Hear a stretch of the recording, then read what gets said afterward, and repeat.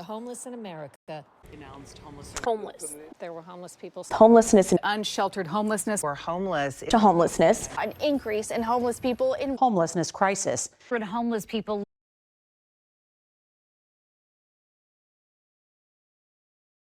Individuals experiencing homelessness in Portland face high rates of physical illness and mortality. The life expectancy for a person without stable housing is as low as 47 years.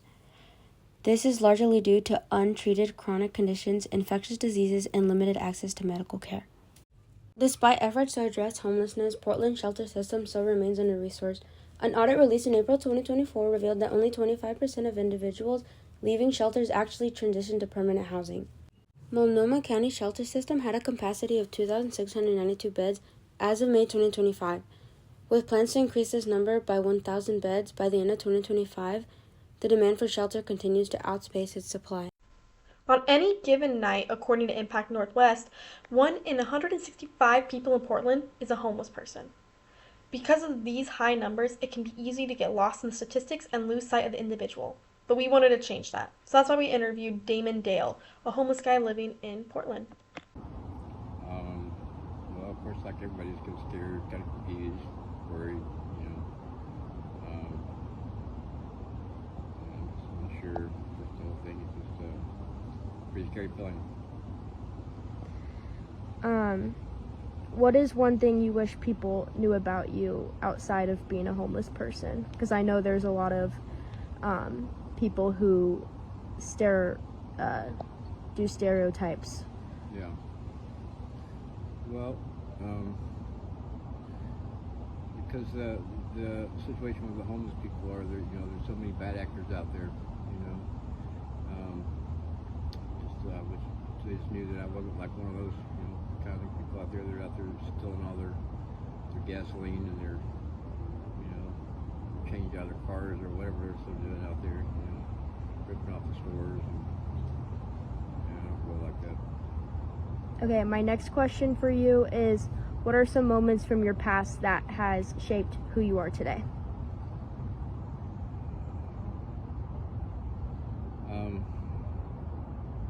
That's a tough one. Moments from my past have shaped who I am today. Well, one thing, having a couple of beautiful daughters definitely changed my world. For sure, that's definitely helped shape me up a little bit. Definitely got my lap on track compared to what it was. In the beginning, when I became homeless, I was pretty much a wreck. Drug addicted, homeless, pretty much, yeah. But anyway, an alcoholic. But cleaned all that up today, won't do any of that. And my daughters have a big part of that.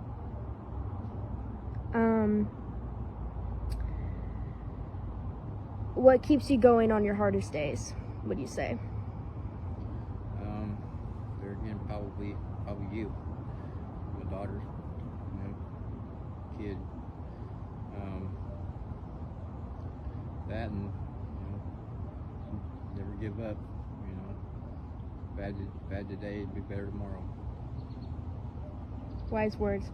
Okay, my last question for you is, how have you found a community or support among others in similar situations?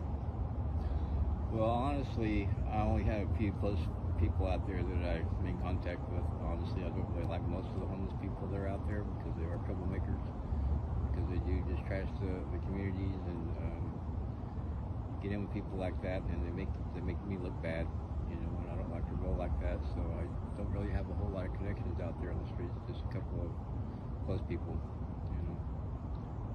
I'm perfectly good just running solo. Is there any organizations or nonprofits or anything like that that you think has helped you since?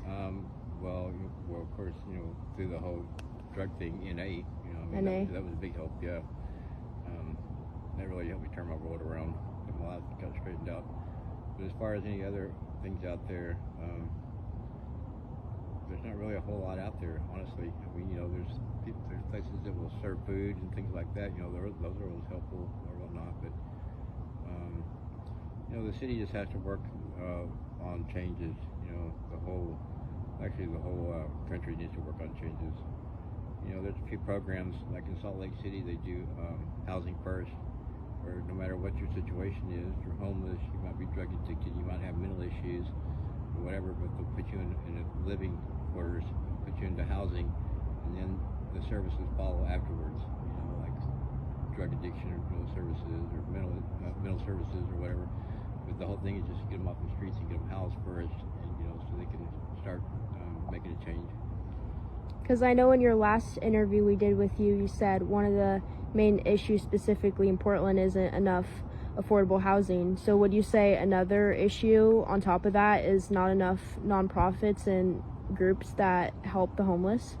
I would think that with the not enough affordable housing would be, we need to roll down the lines of, you know, raising minimum wage, making the wage scale variable to the housing cost.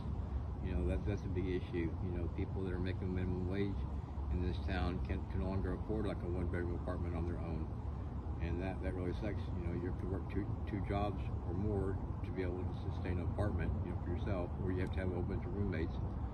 And like that's how I ended up where I'm at, because I personally don't want to. You know, I've done that throughout my life. I'm not going to work like that all my life. You know, to have to bust my butt for two jobs just to pay some greedy landlord, you know, $1,500 for a studio apartment per month. I'm not going to do it.